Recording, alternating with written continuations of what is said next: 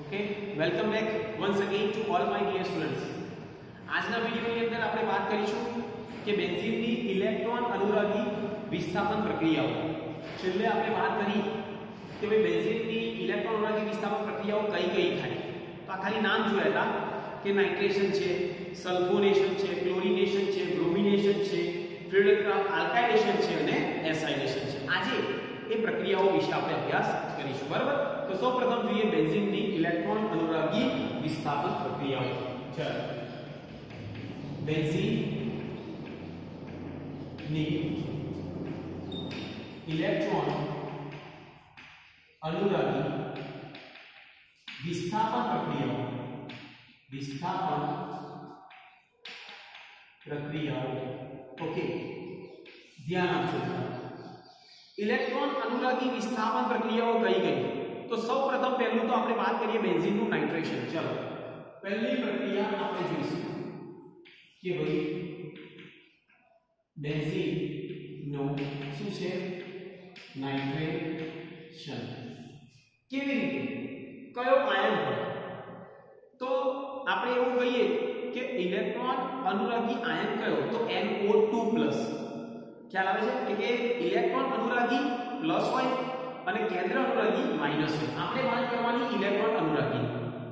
તો નાઇટ્રેશન જ્યારે કરવાનું હોય તો બેન્ઝીનની કોની સાથે સાંદ્ર HNO3 અને H2SO4 સાથે પ્રક્રિયા થાય એટલે નાઇટ્રોબેન્ઝીન આપણને મળે। પણ કેવી રીતે અને કયો આયન હશે? તો HNO3 ની H2SO4 જોડે પ્રક્રિયા કરી, HNO3 ની કોની જોડે H2SO4 સાથે પ્રક્રિયા કરો પ્રતિવર્ત એટલે NO2+ આયન, બરાબર છે। અને HSO4 માઈનસ અને વત્તા H2O, ક્લિયર? તો આને આપણે કહેવાય ઇલેક્ટ્રોન અનુરાગી પ્રક્રિયા। આને શું કહેવાય? ઇલેક્ટ્રોન અનુરાગી પ્રક્રિયા। ખ્યાલ આવે છે? NO2+ નાઇટ્રેશનમાં એટલે કઈ કરવાનું નહીં, ખાલી બેન્ઝીન તમે લો। ફોર એક્ઝામ્પલ હું અહીંયા લઉં છું બેન્ઝીન, બરાબર। હવે એનું નાઇટ્રેશન છે એટલે કોની હાજરીમાં? તો સાંદ્ર HNO3 અથવા સાંદ્ર H2SO4 આ હોય છે, ક્લિયર? શું 323 થી 333 કેલ્વિન તાપમાન, 23 થી 333 કેલ્વિન તાપમાને ગરમ કરો એટલે અહીંયા શું લાગશે બેટા? તો આપણે કહીએ નાઇટ્રોબેન્ઝીન NO2 અને પાણીનો અણુ છૂટો પડે। અહીંયા તમે લો, અહીંયા લખે છે H, અહીંયા નીકળ્યો H અને O એટલે NO2 ત્યાં લાગી ગયા, જેને આપણે કહીએ શું? તો આને આપણે કહેવાય નાઇટ્રો શું કહીશું? Benzene, clear? તો આને આપણે નાઇટ્રોબેન્ઝીન કહેવાય। આ રીતે આ શું થયું બેટા? બેન્ઝીનનું નાઇટ્રેશન। આવી રીતે આપણને ખબર હોવી જોઈએ કે કેવી રીતે નાઇટ્રેશન પ્રક્રિયાઓ થતી હોય છે, ક્લિયર? ચાલો જોઈ લો એક વખત, આ થયું નાઇટ્રેશન।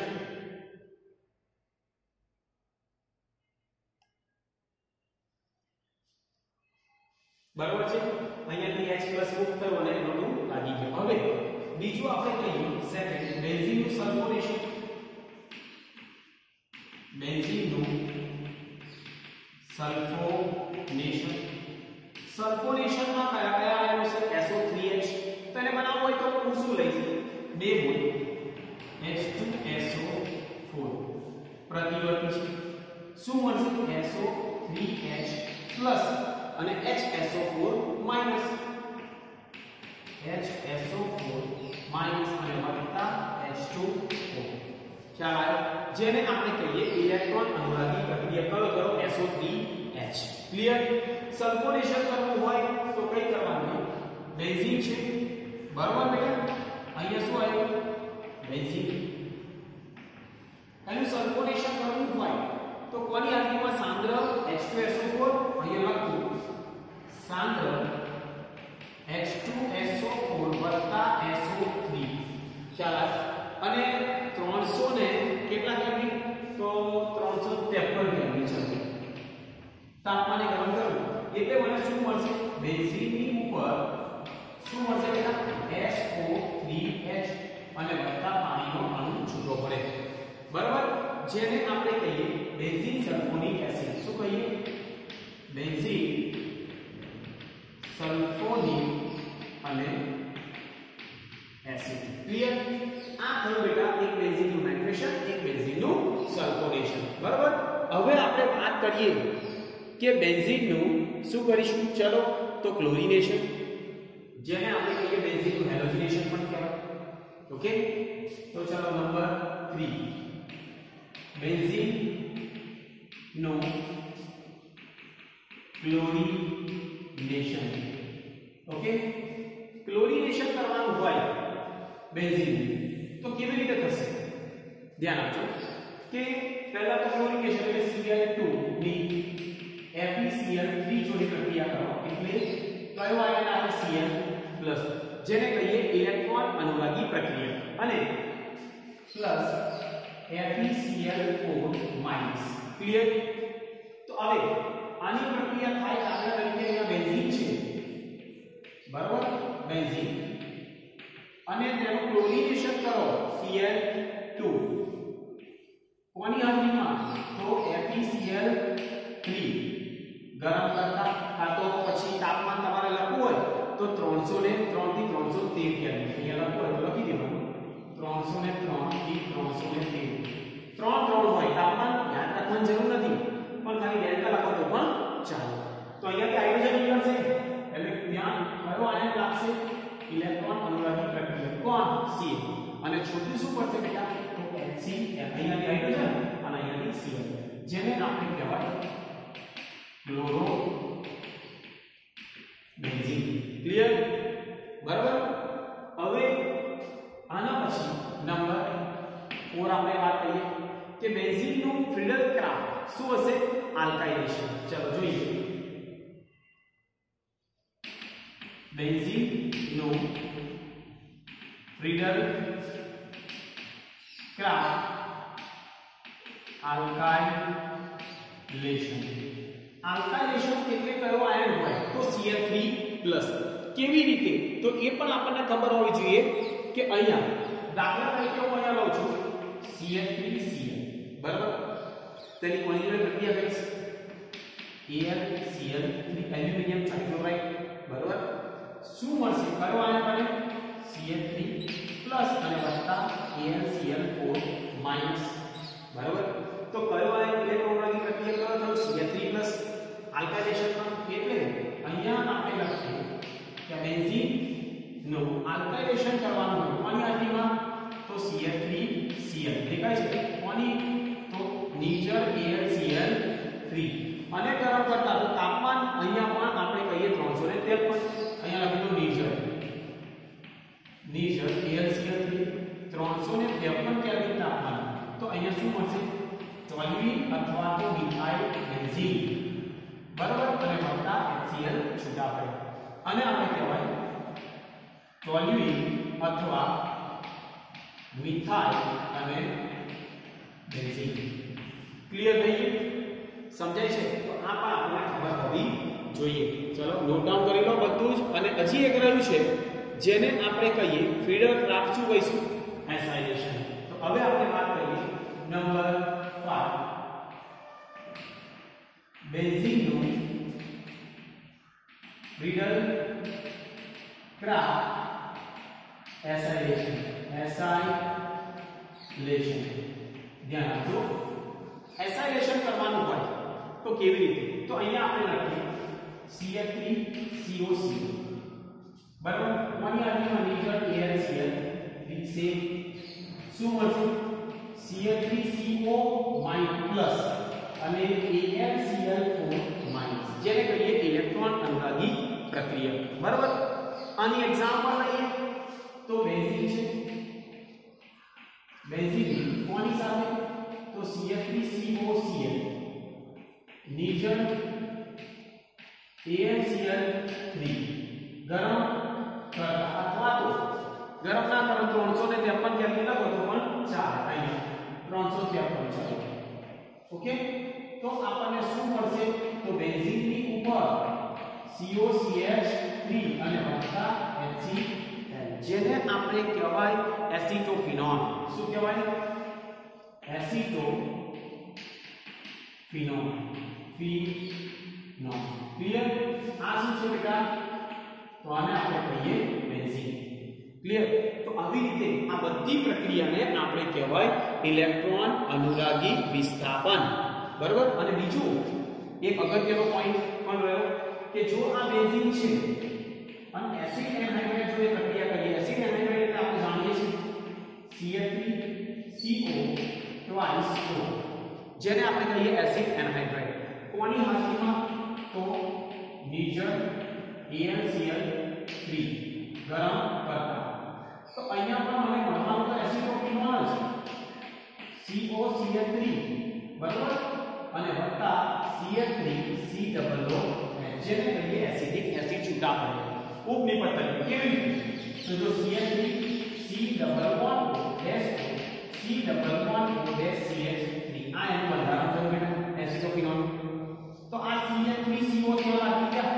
COCl3 Cl3COO અને અહીંયાથી એસિડ પડશે એટલે COOH ક્લિયર એસિડિક એસિડ બરાબર તો આ રીતે આ બધી પ્રક્રિયાને આપણે કહીએ ઇલેક્ટ્રોન અનુરાગી વિસ્થાપન પ્રક્રિયા કોની તો બેન્ઝીન ચલો નોટ ડાઉન કરી લો પછી આપણે જોઈએ છે એક વિસ્થાપિત બેન્ઝીનમાં પ્રેરક સમૂહ અને નિર્દેશક અસર અને પછી દ્વિ વિસ્થાપિત બેન્ઝીનમાં ચલો નોટ ડાઉન કરી લો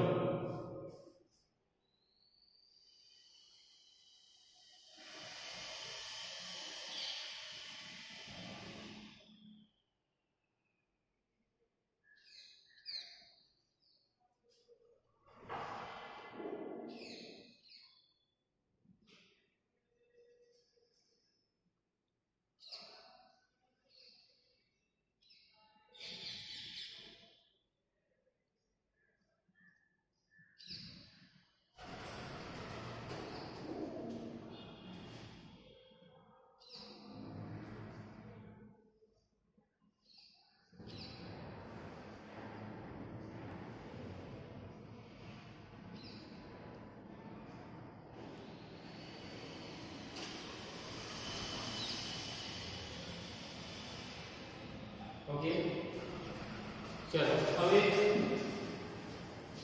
નેક્સ્ટ આપણે જોઈએ બેટા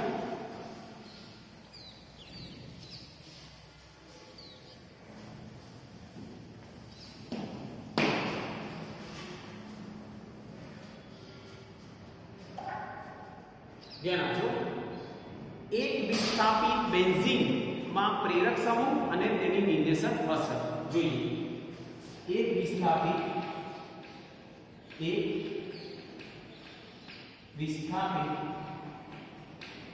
બેન્ઝીન માં શું કરું પ્રેરક સમૂહ અને તેની નિર્દેશક અસર બરાબર તો આ બધું જ આપણે વાત કરીએ છીએ ધ્યાન આપજો આપણે એવું કહ્યું કે બેન્ઝીનમાં તેના 6 કાર્બન એક સમાન ક્રિયાશીલતા ધરાવે છે પહેલો પોઈન્ટ કહીએ બેન્ઝીનમાં આવેલ 6 કાર્બન પરમાણુ સમાન ક્રિયાશીલતા ધરાવે છે બરાબર આપણે જાણીએ છીએ તેથી આપણે અગાઉ પણ જોયું કે ક્રિયાશીલતા કેવા હોય પણ બેન્ઝીનમાં એક વિસ્થાપનમાં સમઘટક મળતા નથી મોનો વિસ્થાપિત બેન્ઝીનમાં સમઘટક શક્ય નથી મોનો વિસ્થાપિત બેન્ઝીનમાં સમઘટક શક્ય નથી એ આપણે જાણીએ છીએ કે ભાઈ એક હાઇડ્રોજનનું વિસ્થાપન થાય તો તેમાં કોઈ સમઘટક મળતા નથી પરંતુ બેન્ઝીનમાં પ્રથમ વિસ્થાપન પ્રક્રિયા દ્વારા કોઈ ક્રિયાશીલ સમૂહ દાખલ થાય છે ત્યારે મળતા એક વિસ્થાપિત બેન્ઝીનના વ્યુપનમાં બાકીના 5 કાર્બનની ગુણવત્તા સમાન રહેતી નથી એટલે આ પણ આપણને ખબર હોય છે કે બેન્ઝીનમાં પ્રથમ વિસ્થાપન બેન્ઝીન માં પ્રથમ વિસ્થાપન એટલે કે પહેલું વિસ્થાપન થાય પ્રક્રિયા દ્વારા કોઈ ક્રિયાશીલ સમૂહ દાખલ થાય પ્રક્રિયા દ્વારા કોઈ ક્રિયાશીલ સમૂહ દાખલ થાય બરાબર કોઈ ક્રિયાશીલ સમૂહ એની અંદર દાખલ થયો ત્યારે મળતા એક વિસ્થાપિત બેન્ઝીનના વ્યુપન્નમાં ત્યારે મળતા એક વિસ્થાપિત બેન્ઝીનના વ્યુપન્નમાં બાકીના 5 કાર્બનની ગુણવત્તા સમાન રહેતી નથી બાકીના 5 કાર્બનની ગુણવત્તા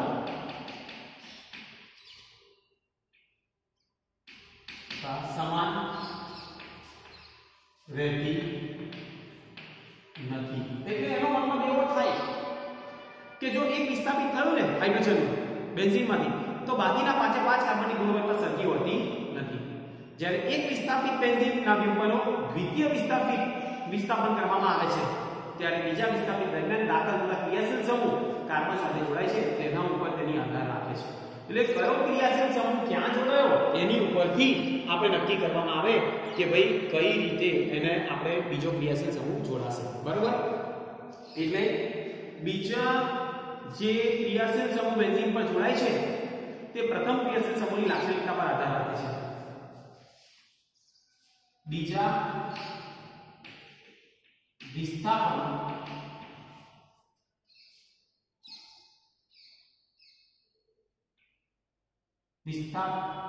ક્રિયાશીલ સમૂહ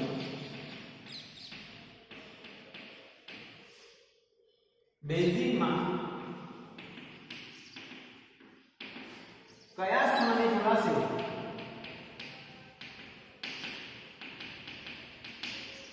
તે પ્રથમ વિસ્થાપિત એટલે કે પ્રથમ ક્રિયાશીલ સમૂહની લાક્ષણિકતા પર આધાર રાખે છે પ્રથમ ક્રિયાશીલ સમૂહની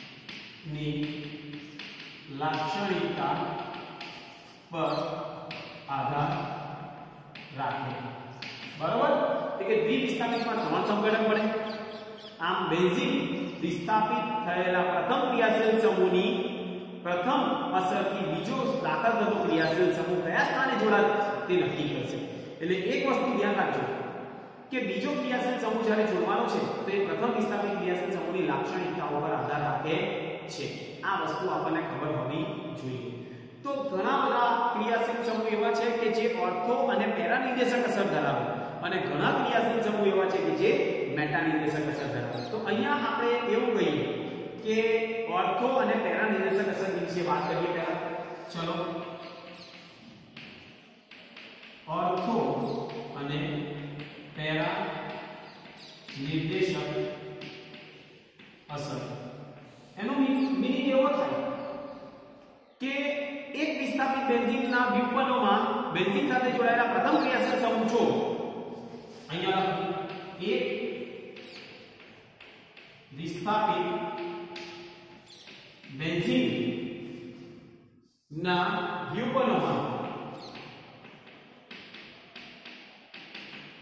એક વિસ્થાપિત બેન્ઝીનના વ્યુપનોમાં બેન્ઝીન સાથે જોડાયેલા પ્રથમ ક્રિયાશીલ સમૂહ જો બેન્ઝીન સાથે જોડાયેલા પ્રથમ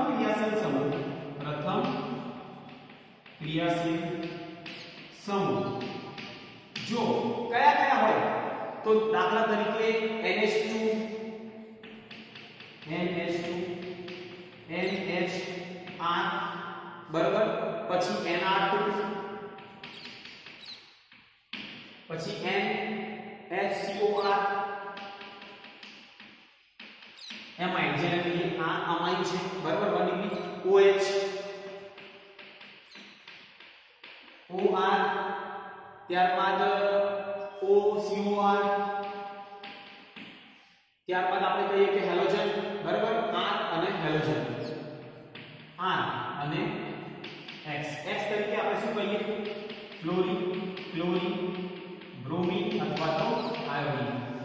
ખ્યાલ વગેરેમાંથી ગમે તે એક હોય તો તેની અસરથી દાખલ થતો બીજો ક્રિયાશીલ સમૂહ ઓર્થો અને પેરાના સ્થાને જોડાશે. બરાબર? વગેરેમાંથી કોઈ એક હોય તો તેની અસરથી દાખલ થતો ક્રિયાશીલ સમૂહ તો તેની અસરથી દાખલ થતો બીજો ક્રિયાશીલ સમૂહ ઓર્થો અને પેરાના સ્થાને જોડાશે. એટલે બીજો વિસ્થાપિત ક્રિયાશીલ સમૂહ કયા સ્થાને જોડાય? ઓર્થો અને પેરા. હવે ઓર્થો અને પેરા કોને કહીએ એ બધું આપણે જાણીએ છીએ કે 1 2 એટલે ઓર્થો અને 1 4 એટલે પેરા. બરાબર? તો આ નિર્દેશક અસર આપણને ખબર હોવી જોઈએ કે આમાંથી કોઈ પણ ક્રિયાશીલ સમૂહ હોય તો બીજો વિસ્થાપિત ક્રિયાશીલ સમૂહ ક્યાં જોડાય? ઓર્થો અને પેરાના સ્થાને. તમે જુઓ દાખલા તરીકે હું અહીંયા એક્ઝામ્પલ લઉં છું. એક એક્ઝામ્પલ લઈએ આપણે કે દાખલા તરીકે અહીંયા મેં પ્રથમ વિસ્થાપિત ક્રિયાશીલ સમૂહ છે બેન્ઝીન છે, ક્લોરીન. પ્રથમ વિસ્થાપિત ક્રિયાશીલ સમૂહ કયો છે? ક્લોરીન. બરાબર? હેલોજન. અને આપણે કહીએ ક્લોરોબેન્ઝીન, ક્લોરોબેન્ઝીન. ક્લિયર? હવે હું આનું ફરીથી ક્લોરીનેશન કરું છું.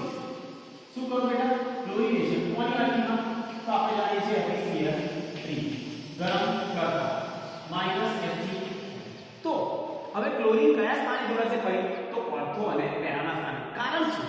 કારણ કે પ્રથમ વિસ્થાપિત ક્રિયાશીલ સમૂહની લાક્ષણિકતા ઉપર આધાર રાખે કે બીજો વિસ્થાપિત કયા સ્થાને થશે. બરાબર? કયા હાઇડ્રોજન વિસ્થાપિત થશે. એટલે અહીંયા આપણને મળશે પહેલું મિશ્રણ FeCl અહીંયા. બરાબર? તો આને આપણે કહીએ Cl અને Cl.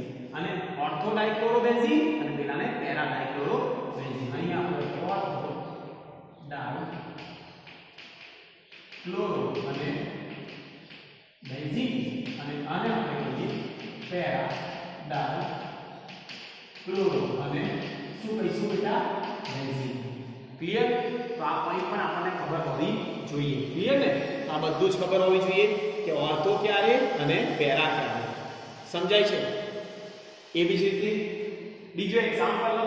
દાખલા તરીકે જો અહીંયા પ્રથમ વિસ્થાપિત ક્રિયાશીલ સમૂહ Cl3 હોય, અહીંયા છે CH3, R છે. R એટલે આલ્કાઇલ. સમજાય છે? આલ્કાઇલ એટલે CH3 આવી ગયા, જેને આપણે ટોલ્યુઇન કહીએ. ટોલ્યુઇન આગળ આપણે ભણી ગયા છે. જો આલ્કાઇલેશન કરું છું હવે જ આપણે ભણાવ્યું CH3 Cl કોની હાજરીમાં? નિર્જળ AlCl3. બરાબર? અને ગરમ કરતા -Hc કેમ? તો અહીંયા શું લાગશે બેટા? તો બેન્ઝીન અહીંયા CH3 અને અહીંયામાં CH3 વત્તા અહીંયા CH3 અને CH3. ક્લિયર? અને આપણે કહેવાય ઓર્થો શું કહીશું? ઝાઇલીન. પેલાને પેરા ઝાઇલીન. બરાબર? અહીંયા લખી દો ઓર્થો ઝાઇલીન અને આને આપણે કહીએ પેરા ઝાઇલીન. ક્લિયર? સમજ્યા? 1 2 ડાઇક્લોરોબેન્ઝીન પણ કહેવાય, 1 2 ડાઇમિથાઇલ બેન્ઝીન પણ કહેવાય. ક્લિયર? એ જ રીતે આપણે આવું પણ બની શકે જેમ કે અહીંયા મિથાઇલ છે, ટોલ્યુઇન છે અને તેનું ક્લોરીનેશન કરવામાં આવે FeCl3 ની હાજરીમાં ગરમ કરતા -HCl. તો ક્લોરીન ક્યાં જોડાય? તો આપણે કહીએ ક્લોરીન જોડાશે CH3 તો કોમન અહીંયા Cl વત્તા અહીંયા પણ આ રીતે CH3 અને Cl. બરાબર? આને આપણે કહેવાય શું? તો ઓર્થોક્લોરોટોલ્યુઇન. ઓર્થોક્લોરો અને ટોલ્યુઇન.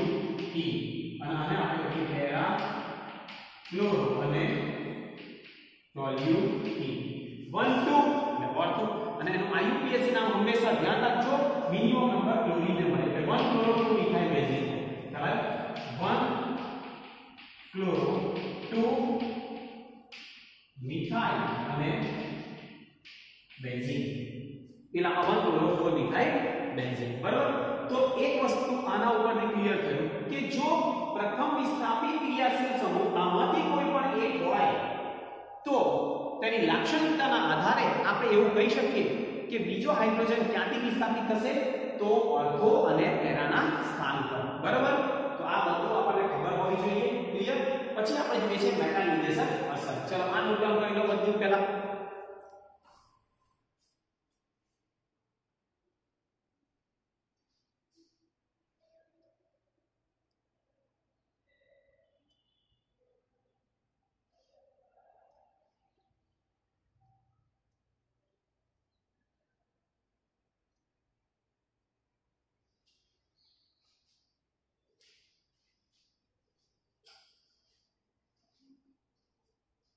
ओके चलो હવે આપણે વાત કરીએ બેટા મેટા નિર્દેશક અસર। ધ્યાન આપજો નેક્સ્ટ પોઈન્ટ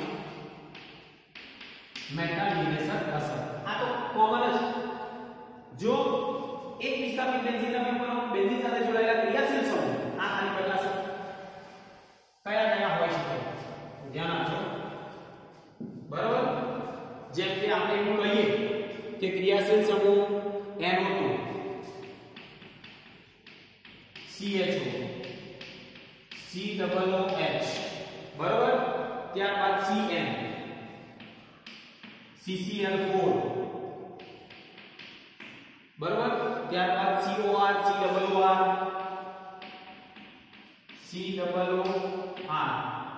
बराबर અને SO3H વગેરે માંથી કોઈ પણ એક હોય तो तेरी असर दाखल तो बीजो विस्थापित क्रियाशील समूह कया स्थाने तो मेटा ना स्थाने जोड़ाશે કયા સ્થાને જોડાશે બેટા મેટા। એટલે આ બધાની લાક્ષણિકતા કેવી છે કે જે મેટાના સ્થાને જોડાય છે એટલે બીજો વિસ્થાપિત ક્રિયાશીલ સમૂહ આપણે મેટાના સ્થાને એક્ઝામ્પલ લઈએ એટલે આપણને ખ્યાલ આવશે। ચલો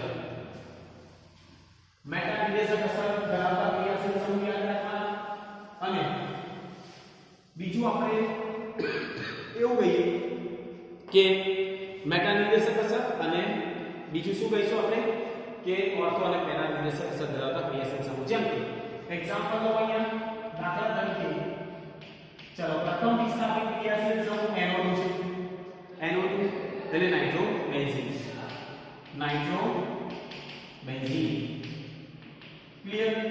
તો હવે આનું નાઇટ્રેશન કરો નાઇટ્રેશન સાંદ્ર HNO3 અને સાંદ્ર H2SO4 ગરમ કરો પાણીનું અણુ દૂર તો બીજો વિસ્થાપિત ક્રિયાશીલ સમૂહ ક્યાં જોડાય મેટાના સ્થાને ફક્ત।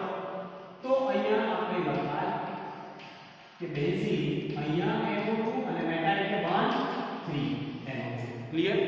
જેને આપણે કહીએ મેટા ડાઇનાઇટ્રોબેન્ઝીન મેટા ડાઇનાઇટ્રો અને બેન્ઝીન। બીજું નામ કહીએ 1,3 ડાઇનાઇટ્રોબેન્ઝીન 1,3 ડાઇનાઇટ્રો અને બેન્ઝીન ક્લિયર। એવી રીતે જો બેન્ઝીન સલ્ફોનિક એસિડ હોય બેન્ઝીનની ઉપર SO3H જેને આપણે કહીએ બેન્ઝીન સલ્ફોનિક એસિડ બરાબર।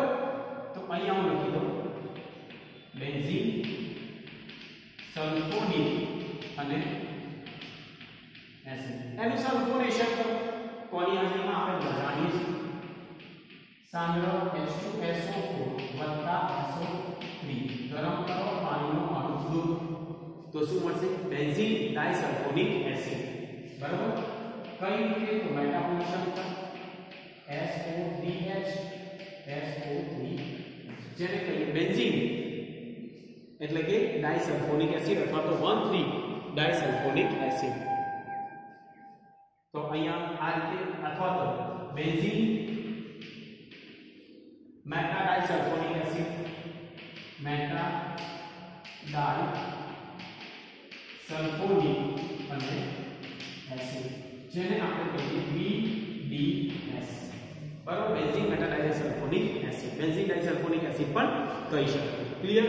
COOH હોય તો પણ કયા સ્થાને જોડાય તો આપણે કહીએ દાખલા તરીકે હું અહીંયા લખું છું બેન્ઝીનની ઉપર COOH જેને બેન્ઝોઇક એસિડ આપણે કહીએ શું કહીએ બેન્ઝોઇક એસિડ બરાબર હવે આનું ડોમિનેશન કરો કોની હાજરીમાં FeBr3 ગરમ કરો -HBr ભલે આ જે ક્રિયાશીલ સમૂહ છે એ ઓર્થો વાળો હોય પણ આ ક્યાં જોડાશે તો એ ઓર્થો અને પેરાના સ્થાન પર કારણ કે એ કોની ઉપર આધાર રાખે પ્રથમ વિસ્થાપિત ક્રિયાશીલ સમૂહની લાક્ષણિકતાઓ બરાબર એટલે અહીંયા આપણે શું મળશે meta bromo benzoic acid COOH અને અહીંયા શું આવશે જેને આપણે કહીએ મેટા બ્રોમો અને બેન્ઝોઇક અને શું આવશે એસિડ બરાબર તો આ બધું આપણને ખબર હોવી જોઈએ કે ઓર્થો પેરા નિર્દેશક અસર ધરાવતા ક્રિયાશીલ સમૂહ કયા